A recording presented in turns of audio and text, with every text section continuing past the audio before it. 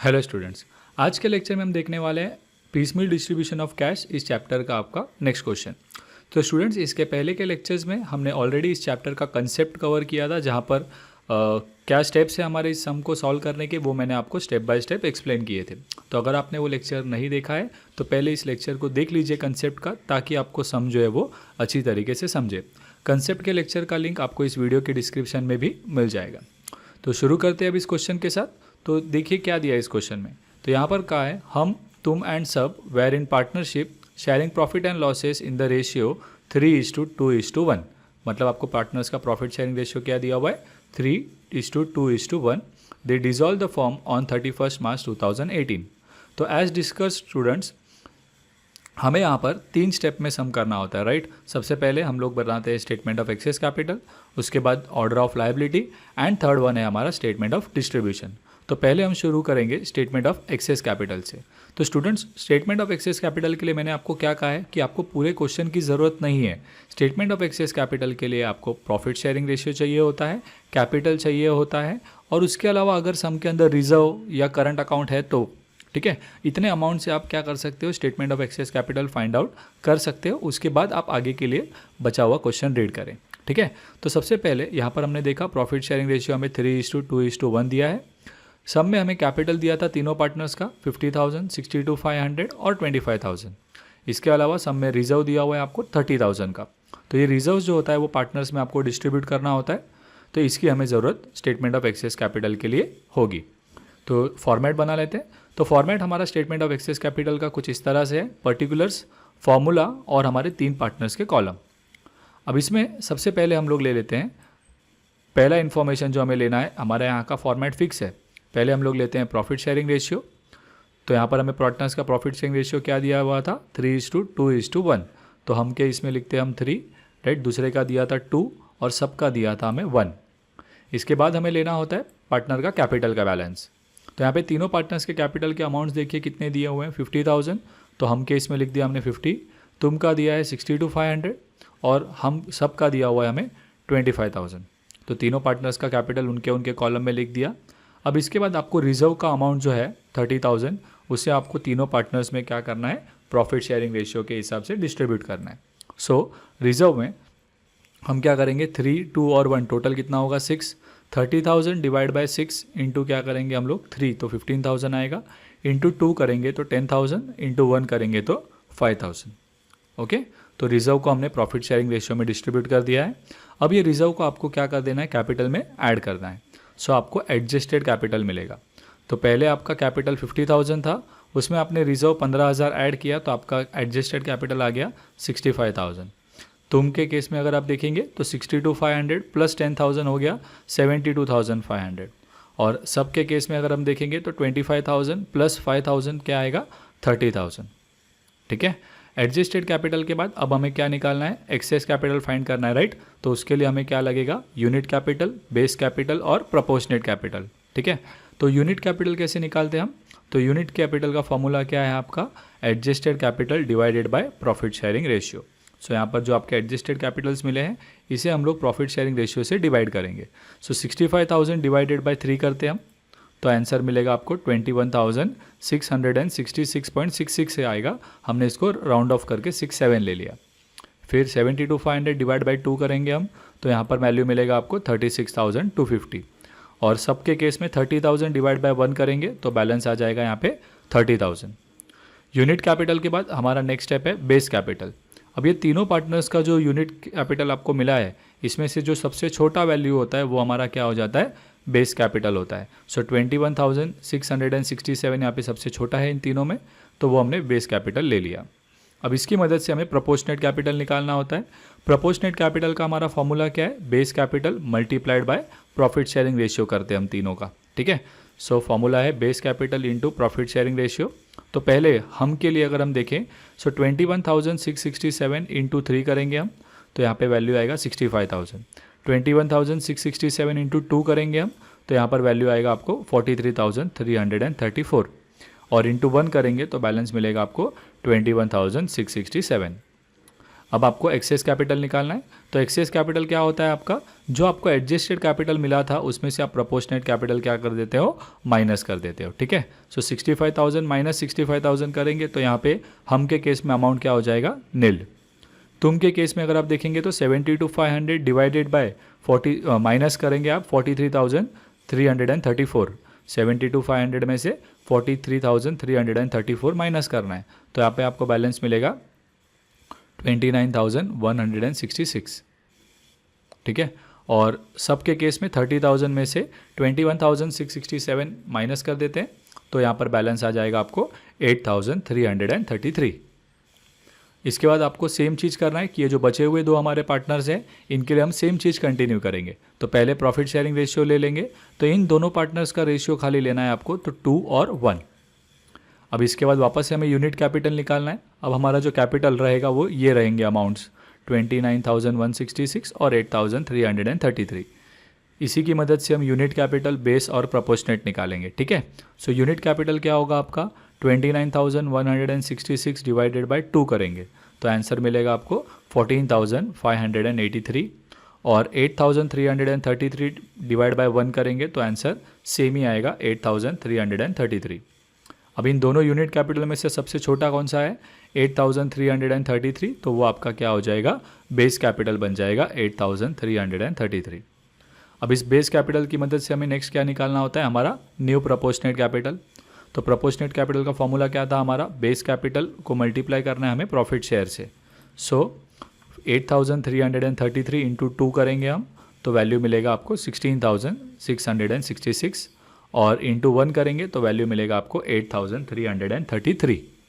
Okay, अब आपको क्या करना है, आपके एक्सेस कैपिटल और प्रोपोर्शनेट कैपिटल को माइनस करना है। सो तुम के केस में अगर हम देखेंगे तो आपको एक्सेस कैपिटल मिलेगा उसका 29,166 में से 16,666 माइनस करते हैं तो वैल्यू आ जाता है 12,500। 8,333 माइनस 8,333 करेंगे तो वैल्यू आ जाएगा नील। ठीक है, तो यहाँ पर हमें पता चल जाता है कि पार्टनर्स को पे करते समय आपको सबसे पहले कौन से पार्टनर को पे करना होगा, तुम को पे करना होगा। ठीक है, और कितना पे करना है उसे, 12,500। तुमको पे करने के बाद हम इसके पहले वाला एक्सेस कैपिटल देखेंगे, वहाँ पर हम दोनों को क्या करेंगे, अमाउंट्स पे करेंगे। ठीक है, कितना पे करना है, सो 29,166 तुम का अमाउंट है आप यहाँ पे, राइट, बट उसमें से हमने ऑलरेडी 12,500 पे किया हुआ है तो वो माइनस कर देंगे, वो हमें पे करना होगा। तो ये ऑर्डर ऑफ लायबिलिटी लिखते समय हमें ये चीज़ देखनी होगी। ठीक है, सो सेकेंड स्टेप है हमारा ऑर्डर ऑफ लायबिलिटी। तो as discussed in concept, order of liability में हमारा सबसे पहले क्या आता है, रियलाइजेशन एक्सपेंस। इसके बाद हम क्या करते हैं, कोई सिक्योर्ड क्रेडिटर्स है, राइट, या सिक्योर्ड लायबिलिटी है तो उसको पे करते हैं। उसके बाद हमारे बाकी अनसिक्योर्ड आउटसाइड लायबिलिटीज़ जो रहेंगे उसको पे करेंगे। उसके बाद अगर समझिए पार्टनर का कोई लोन दिया हुआ है तो उसको पे किया जाता है, और लास्ट में हम पार्टनर्स कैपिटल का पेमेंट शुरू करते हैं। ठीक है ना, तो अभी इस क्वेश्चन की अगर हम बात करें तो हम लोगों को क्या क्या दिया हुआ है ये अभी हमें देखना पड़ेगा क्वेश्चन में। तो यहाँ पर आप देखेंगे कैपिटल और रिजर्व के अलावा सब में आपको क्रेडिटर्स दिया हुआ है 1 लाख, तो आपको उससे पे करना है सबसे पहले। उसके बाद आपको लोन फ्रॉम हम यानी कि पार्टनर लोन दिया हुआ है, तो क्रेडिटर्स का पेमेंट होने के बाद हम लोन फ्रॉम हम क्या करेंगे, पे करेंगे, और इसके बाद हमें पार्टनर्स का कैपिटल का पेमेंट शुरू करना होगा। ठीक है, तो वो हो जाएगी हमारी ऑर्डर ऑफ लायबिलिटी। इसके अलावा सब में उन्होंने कहा है कैश का अमाउंट आपके पास 25,000 था, तो ये हमें स्टेटमेंट ऑफ डिस्ट्रीब्यूशन के वक्त ज़रूरत पड़ेगी। एसेट्स के आपको वैल्यू यहाँ पे दिए हुए हैं, बट हमारे सब में इसको यूज़ करना होता नहीं है। इसके अलावा सब में उन्होंने कहा following are the expenses, realisation and expenses, right. तो आपको मंथ वाइज यहाँ पर रियलाइजेशन और उसके एक्सपेंसेस के बारे में इंफॉर्मेशन दिया हुआ है। अप्रैल मंथ की बात करें तो 30,000 फिक्स एसेट से आया है, बोला स्टॉक से 15,000 आए हैं, और एक्सपेंस हुआ है वहाँ पर 2,500। तो आप क्या करेंगे, 30,000 प्लस 15, राइट, यानी कि 45,000 माइनस 2,500 करेंगे तो आपको आंसर मिलेगा वहाँ पे 42,500। सेम वे मई मंथ की अगर हम बात करें तो 55,000 प्लस 2,500 करना है आपको, और उसमें से फिर 3,750 माइनस करेंगे तो आपको रियलाइजेशन का अमाउंट मिलेगा। सेम वे जून में आप क्या करेंगे, 15 प्लस 25 माइनस 3,000 करेंगे। जुलाई में 83,750 प्लस 20,000 माइनस 6,000 करना है हमको। ठीक है, और उसके बाद आपको पूछा गया है यहाँ पर prepare a statement showing piecemeal distribution of cash by proportionate capital method. ठीक है। तो अगर सब में एक्सेस कैपिटल मेथड बोला होता है या हाईएस्ट रिलेटिव कैपिटल मेथड बोला होगा तो वो सब एक ही है, आपके सिलेबस में एक ही मेथड है, बस उसके नाम अलग अलग है, ठीक है। तो कंफ्यूज नहीं होना है आपको। अब हम लोग लिखते हैं हमारा second step, that is order of liability. तो ऑर्डर ऑफ लायबिलिटी में जैसे कि हमने कहा पहले सब में रियलाइजेशन एक्सपेंसेस दिया हुआ रहेगा तो वो लिखना है। अब इस सब में स्पेसिफिकली तो कोई रियलाइजेशन एक्सपेंस नहीं दिया हुआ है, आपको यहाँ पर एक्सपेंसेस दिए बट वो रियलाइजेशन के डेट वाइज है, मंथ वाइज है, तो उसको आपको छोड़ देना है। इसके अलावा टोटल रियलाइजेशन एक्सपेंसेस करके कुछ दिया है क्या? नहीं, तो फिर वो स्किप कर देंगे हम। इसके बाद हमारे इसमें दिया हुआ है हमें आउटसाइड लायबिलिटी कितने अमाउंट का, 1 लाख। तो हम लोग यहाँ पे लिख लेते हैं कि क्रेडिटर्स हमें पे करना है कितना अमाउंट का, 1 लाख पे करना है, ठीक है। क्रेडिटर्स के बाद हम लोग नेक्स्ट पेमेंट करेंगे कौन सा वाला अमाउंट, हमारा लोन फ्रॉम पार्टनर जो हमने लिया हुआ है 25,000 का, तो हमें वो पे करना है। और उसके बाद हम लोग पार्टनर्स कैपिटल को पे करेंगे। अब पार्टनर्स कैपिटल में पहले किसको पे करना है, तो इसके लिए हमें स्टेटमेंट ऑफ एक्सेस कैपिटल देखना होता है। तो यहाँ पर हमारे इसमें सबसे लास्ट में किसका नाम रह गया था, तुम। तो हमें पार्टनर्स कैपिटल में सबसे पहले तुम को पे करना होगा कितना अमाउंट, 12,500, ठीक है। इसके बाद इसके पहले वाला एक्सेस कैपिटल देखिए, वहाँ पे अमाउंट था 29,166 और 8,333, लेकिन हमने 29,166 में से ऑलरेडी 12,500 तो पे कर दिया है, तो इतना अमाउंट में माइनस कर दूंगा, फिर तुमको देंगे हम, ठीक है। और सबको हमें 8,333 देना है, बिकॉज इसे हमें पहले कुछ दिया नहीं है। सो नेक्स्ट अमाउंट जो होगा वो आपका तुमको कितना देना है, 29,166 माइनस 12,500, जो कि होगा आपका 16,666 या 667 बोल रहे हैं हम, ठीक है। और यहाँ पर हम देंगे इसको कितना, 8,333, ठीक है। और इसके बाद जो भी बैलेंस बच जाता है वो हम तीनों पार्टनर्स में क्या करेंगे, डिस्ट्रीब्यूट करेंगे, ठीक है। तो पॉइंट में यहाँ पे 6 था और हमने यहाँ पे क्या किया है, उसको 6-7 लिया हुआ है, तो इससे कोई प्रॉब्लम नहीं होगा, 1 रुपीज़ से आप उसको इग्नोर कर सकते हो, ठीक है। सो अब थर्ड स्टेप है हमारा ऑर्डर ऑफ डिस्ट्रीब्यूशन। तो ऑर्डर ऑफ डिस्ट्रीब्यूशन के लिए यहाँ पर मैं आपको पहले क्वेश्चन ले लिया आपके लिए, और हमारा जो ऑर्डर ऑफ लायबिलिटी हमने लिखा है वो मैं आपके लिए यहाँ पर ले लेता हूँ। अब इसी हिसाब से हमें क्या करना है, पार्टनर्स को और हमारे बाकी लायबिलिटीज़ को पे करना है। तो पहले स्टेटमेंट ऑफ डिस्ट्रीब्यूशन का हम लोग फॉर्मेट बना लेते हैं। तो यहाँ पर हमारा फॉर्मेट के हिसाब से हमेशा पहले पर्टिकुलर्स, उसके बाद अमाउंट, फिर आपके जो लायबिलिटीज़ है, यहाँ पर हमें पता है हमें क्रेडिटर्स को पे करना है, पार्टनर लोन है हमारा, और हमारे 3 पार्टनर्स के कॉलम बनाए जाएंगे, ठीक है। सबसे पहले स्टेटमेंट ऑफ डिस्ट्रीब्यूशन में क्या लेते हैं हम लोग, बैलेंसेस। तो पहले आपको अमाउंट में आपके पास कितना कैश अवेलेबल है आप उसका अमाउंट लिखोगे। तो यहाँ पर हमारे एसेट साइड में हमें दिया गया था कैश का अमाउंट 25,000, तो हम वो ले लेते हैं। क्रेडिटर्स हमारा कितना था लायबिलिटीज़ में, 1 लाख। लोन फ्रॉम हमारा जो है लोन फ्रॉम हम पार्टनर जो है हमारा कितना था अमाउंट, 25,000। और ये तीनों पार्टनर्स का जो अमाउंट है वो आपको कैपिटल का अमाउंट नहीं लिखना है, याद रखिएगा, आप एडजस्टेड कैपिटल का अमाउंट लिखोगे जो आपको स्टेटमेंट ऑफ एक्सेस कैपिटल के वक्त मिला था, ठीक है। सो 50,000 में हमने याद है रिजर्व का अमाउंट ऐड किया था और वो अमाउंट हमें कितना मिला था, 65,000। वैसे ही तुम के केस में 62,500 प्लस हमने रिजर्व का 10,000 ऐड किया था, तो वो अमाउंट मिला था हमें 72,500। और इसके इसमें हमने 5,000 ऐड किया था, तो वो अमाउंट था हमारा 30,000, ओके। अब ये बैलेंसेस के बाद अब हमें पेमेंट शुरू करना है। तो हमारे ऑर्डर ऑफ लायबिलिटी में सबसे पहला नाम किसका है, क्रेडिटर का। कितना पे करना है उसे, 1 लाख। लेकिन मेरे पास अभी फ़िलहाल ओनली 25,000 रुपीज़ है, तो मैं क्या करूँगा, जितना है अमाउंट मेरे पास उतना मैं अभी क्रेडिटर को दे दूँगा, और बाद में रियलाइजेशन से जब नेक्स्ट टाइम पैसा आएगा तो उसका बचा हुआ अमाउंट क्या करेंगे, हम पे करेंगे। तो अभी मैं यहाँ पे 25,000 जो मेरे पास है वो मैं क्रेडिटर्स को पे करूँगा, यहाँ पर लिख देता हूँ 25,000, और इसे हम क्रेडिटर के कॉलम में भी लिखेंगे क्योंकि ये पेमेंट किसको हुआ है, क्रेडिटर को, ठीक है। इसके बाद आपका अमाउंट नील हो जाएगा, तो आपको क्या करना होगा, बैलेंस लिखना है, आपका अमाउंट हो जाता है नील। और जब भी आपका अमाउंट नील होगा तब आप सारे बाकी लायबिलिटीज़ के अमाउंट का बैलेंस फाइंड आउट करेंगे। तो क्रेडिटर के केस में 1 लाख में से आपने 25,000 पे कर दिया, तो अभी बैलेंस बचा 75,000। बाकी सबको आपने अभी तक कुछ पे नहीं किया है, तो उनका अमाउंट एज इट इज़ रहेगा 25,000, 65,000, 72,500 और 30,000, ओके।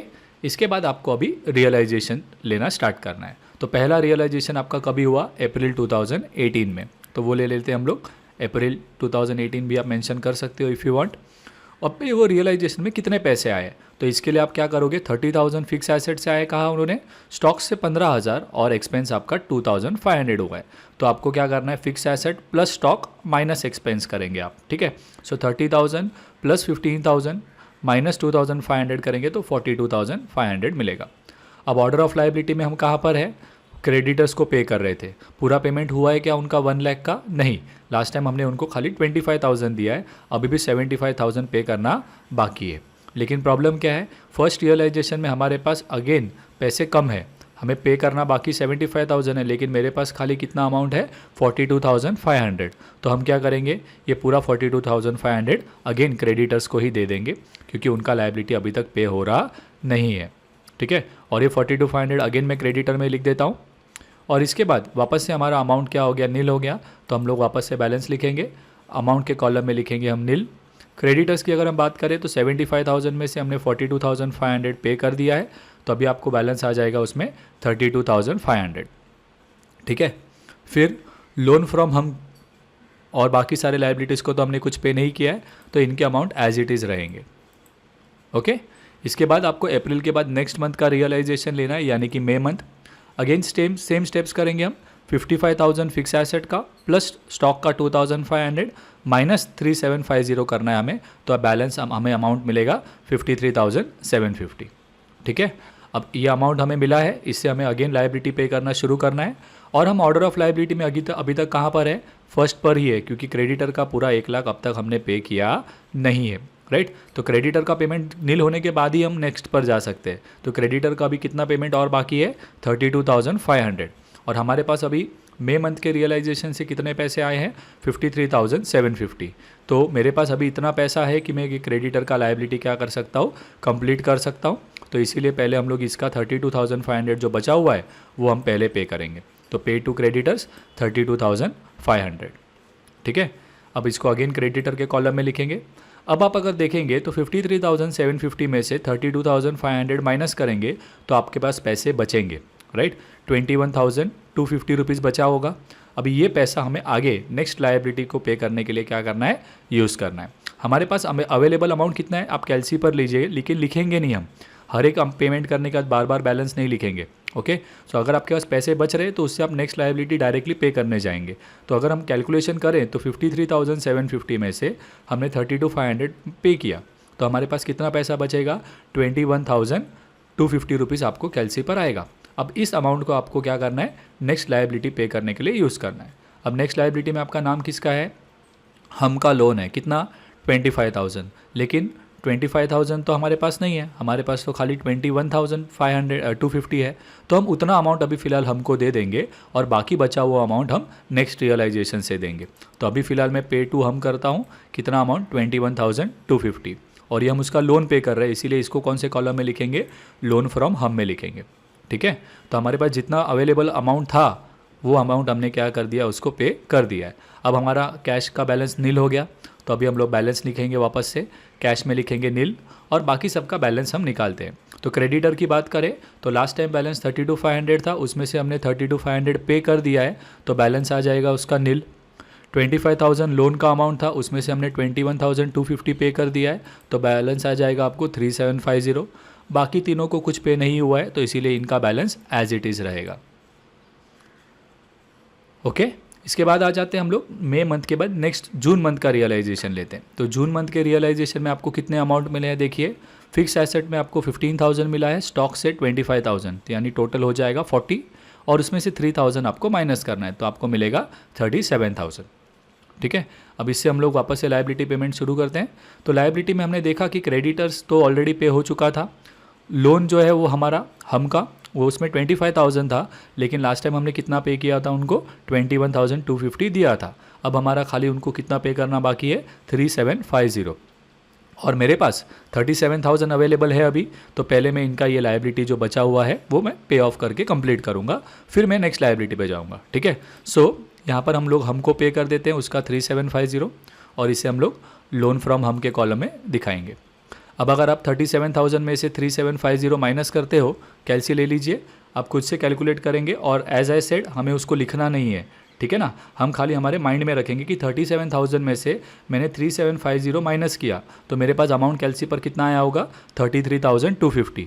इससे मुझे अभी नेक्स्ट लायबिलिटी पे करना है जो कि कितने का है देखिए 12,500 का है। मेरे पास कैश कितना अवेलेबल है ये माइनस करने के बाद 33,250 अवेलेबल है और मुझे नेक्स्ट लायबिलिटी जो है वो कौन सा है, तुमको पे करना है 12,500। तो मैं पे कर सकता हूँ उतना, मेरे पास 12,500 से ज़्यादा ही पैसे है ना, तो मैं क्या करूँगा ये 12,500 तुम का जो अमाउंट है वो पे करूँगा। अब हम तुमको पे कर रहे हैं ये 12,500, इसीलिए तुम के कॉलम में लिख देंगे 12,500। ठीक है। अब ये माइनस करने के बाद लास्ट टाइम आपका कितना था 37,000 में से 3750 माइनस किया था तो आपको मिला था 33,250। फिर उसमें से आपने 12,500 भी माइनस कर देना है। तो 12,500 माइनस करोगे तो आपको बैलेंस कितना दिखेगा आपके पास 20,750। और अब ऑर्डर ऑफ लायबिलिटी में नेक्स्ट नंबर किसका है देखिए, तुम और सब दोनों को पे करना है। अभी 12,500 तक आपने पे कर दिया है, अब नेक्स्ट अमाउंट इन दोनों का है। अब अगर आप इन दोनों का टोटल करते हो तो वो अमाउंट आपको 25,000 के आसपास जाएगा, राइट। 16,666 और 8,333 आप ऐड करते हो तो 24,999 आ रहा है, बराबर। मतलब करीब 25,000 ज़रूरत पड़ेगी अगर आप ये दोनों को पे करना है तो। लेकिन आपके पास अवेलेबल कैश कितना है, तो 37,000 में से आपने इन दोनों को माइनस किया था ना, तो आपके पास केवल कितने हैं 20,750 है, जबकि आपको पे करना 25,000 रुपये है। तो इसके लिए आपके पास कम पैसे हैं, तो 20,750 को आप क्या करेंगे इन दोनों के रेशियो में क्या करेंगे, उनको पे करेंगे। इस अमाउंट का अगर आप रेशियो देखेंगे तो 16,666 क्या है, इस अमाउंट का डबल है। मतलब इन दोनों का रेशियो क्या है 2:1 है। क्या है 2:1। तो आपके पास जो अभी अमाउंट बचा हुआ है कितना 20,750, इससे आपको इन दोनों को पे करना है, राइट। दोनों का मिला के टोटल अमाउंट तो 25,000 हो रहा है, बट उतना पैसा हमारे पास नहीं है। हमारे पास खाली 20,750 बचा है जो हम इन दोनों को तुम और सबको देंगे, लेकिन कौन से रेशियो में 2:1 में। 2:1 कैसे मिला, तो आप यहाँ पे इन दोनों अमाउंट का रेशियो देखेंगे, राइट। तो 8,333 का ये डबल है। या तो आप क्या कर सकते हो प्रॉफिट शेयरिंग रेशियो देखिए, तुम और सबका आपस में प्रॉफिट शेयरिंग रेशियो क्या था 2 और 1, तुम और सबका। तो आप 2:1 में जो अमाउंट है उसको क्या करेंगे बांटेंगे। अब बांटना कैसे है, तो 20,750 2 और 1 का टोटल कितना होता है 3। सो 20,750 डिवाइडेड बाय 3 इंटू 2 करेंगे तो आपको तुम के लिए अमाउंट मिलेगा 13,833 और इंटू 1 करेंगे तो आपको अमाउंट मिलेगा 6,917 रुपीज़। ठीक है। अब यहाँ पर ये पेमेंट करने के बाद आपका अमाउंट क्या हो जाएगा, नील हो जाएगा। सो बैलेंस में हम लिखेंगे नील और बाकी सबका बैलेंस लिखना है हमें, राइट। क्रेडिटर्स तो ऑलरेडी नील हो चुका है तो इसका कुछ करने की ज़रूरत नहीं है। लोन फ्रॉम हम की बात करें तो 3750 में से 3750 पे हुआ तो बैलेंस हो जाएगा नील।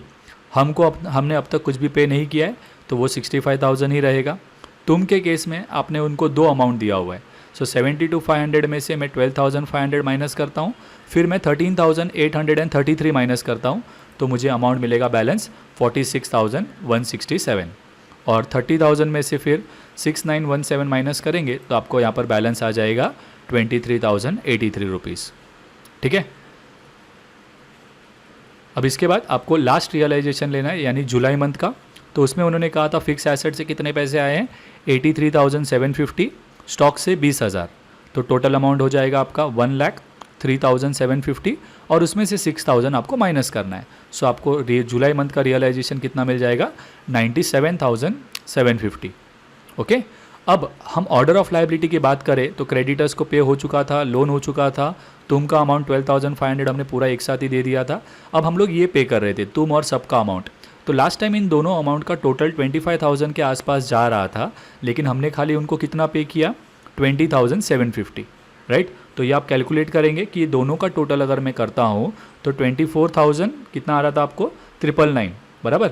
उसमें से मैंने लास्ट टाइम उनको कितना पे किया 20,750 हमने पे कर दिया है, तो बचेगा अमाउंट कितना 4,249, बराबर है। तो वो अमाउंट हम लोग क्या करेंगे उनको देंगे ताकि ये जो इनका अमाउंट था वो क्लियर हो जाए।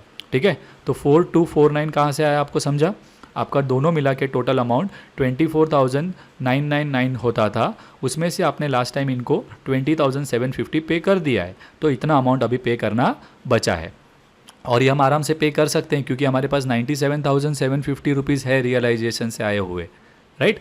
सो ये अमाउंट को अगेन मैं क्या करूँगा, दोनों पार्टनर्स में डिस्ट्रीब्यूट करूँगा। कौन से रेशियो में? सो सेम 2:1, जैसा हमने लास्ट टाइम किया वैसे ही 2:1 में हम दोनों को डिस्ट्रीब्यूट करेंगे। अब डिस्ट्रीब्यूट करेंगे तो 4249 डिवाइड बाय 3 करना है आपको, फिर इंटू 2 करोगे तो आपको मिलेगा 2833 और इंटू 1 करेंगे तो आपको अमाउंट मिलेगा 1416। ठीक है, उसके बाद अब आपके पास कितना पैसा बचेगा देखिए, 97,000 जो आपके पास था 97,750, उसमें से आपने कितना पे कर दिया, अभी 4249 पे कर दिया है। अब बचेंगे पैसे आपके पास, तो कैलसी पे देखिए आप इन दोनों को माइनस करोगे तो आपको अमाउंट कितना आएगा, 93,501 रुपीज़। ठीक है, अब हमारे ऑर्डर ऑफ लायबिलिटी में ये कंप्लीट हो गया पेमेंट। अब नेक्स्ट क्या है, जो भी पैसा बचा है वो हमें क्या करना है, प्रॉफिट शेयरिंग रेशियो में तीनों पार्टनर्स को देना है। ठीक है ना। अभी हम जो भी अमाउंट है वो हम, तुम और सब तीनों को पे करेंगे उनके प्रॉफिट शेयरिंग रेशियो यानी कि 3:2:1 में। ओके, यहाँ पर हमारे पास कितना पैसा बचा था, 93,501 रुपीज़, वो हम लोग यहाँ पर लिख देते हैं। और इस अमाउंट को मैं 3:1 यानी टोटल कितना होता है 6, तो 93,501 डिवाइडेड बाय 6 इंटू 3 करूँगा तो आपको हम के लिए अमाउंट मिलेगा, फिर डिवाइड बाय 6 इंटू 2 करूँगा तो आपको तुम के लिए अमाउंट मिलेगा, डिवाइड बाय 6 इंटू 1 करूँगा तो आपको सब के अमाउंट मिलेगा। ठीक है, 1 बाय 1 मल्टीप्लाई करेंगे, पहले 93,501 डिवाइडेड बाय 6 इंटू 3 करेंगे तो आपको अमाउंट मिलेगा 46,751, फिर इंटू 2 करेंगे तो आपको अमाउंट मिलेगा 31,167 और इंटू 1 करेंगे तो आपको अमाउंट मिलेगा 15,583।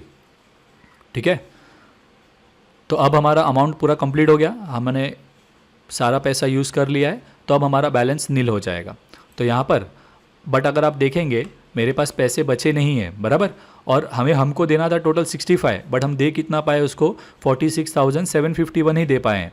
और इसके बाद और कोई रियलाइजेशन तो होने वाला है नहीं, मतलब हमें और अभी कोई पैसे आने बाकी नहीं है। इसका मतलब पार्टनर्स का पूरा कैपिटल जो है वो उनको पे हो पा रहा नहीं है, तो यहाँ पर क्या हो जाएगा, अनपेड बैलेंस लिखा जाएगा। क्या लिखा जाएगा, अनपेड। अमाउंट में हम लिखेंगे नील, क्रेडिटर लोन ये ऑलरेडी नील हो चुके हैं। हम की अगर हम बात करें तो 65,000 हमें उनको देना था, बट उसमें से हमने 46,751 पे किया, तो बैलेंस बचेगा 18,249। तुम के केस में हमने 2 अमाउंट्स पे किए हुए हैं, तो 46,167 में से मैं ये दोनों माइनस कर देता हूँ, तो मुझे बैलेंस मिल रहा है 12,167। और सब के केस में 23,083 रुपीज़ में से मैं दोनों माइनस करता हूँ, तो मुझे अमाउंट कितना आ जाएगा, 6,084 रुपीज़। ठीक है, अब ये जो अमाउंट्स हमें मिले हैं इसको हम क्या बोलेंगे, अनपेड बैलेंस। तो यहाँ पर हमारा ये जो सम है वो कंप्लीट हो जाता है। हमने तीनों स्टेप किए, पहले statement of excess capital, order of liability and then हमारा स्टेटमेंट ऑफ डिस्ट्रीब्यूशन। यहाँ पर हमारा ये सम कंप्लीट हो जाता है। स्टूडेंट्स, अब आप हमारे व्हाट्सएप ब्रॉडकास्ट ग्रुप को भी ज्वाइन कर सकते हैं for free notes, assignment and all the latest updates related to exams. To join the free WhatsApp group आपको जो है आपका नाम, क्लास और आपका लोकेशन का नाम इस व्हाट्सएप नंबर पर सेंड करना है and you will be added to the WhatsApp broadcast. तो अगर आपको हमारे ये लेक्चर्स पसंद आते हैं तो हमारे वीडियोज़ को लाइक और कमेंट करें और इन्हें अपने फ्रेंड्स के साथ शेयर करना ना भूलें।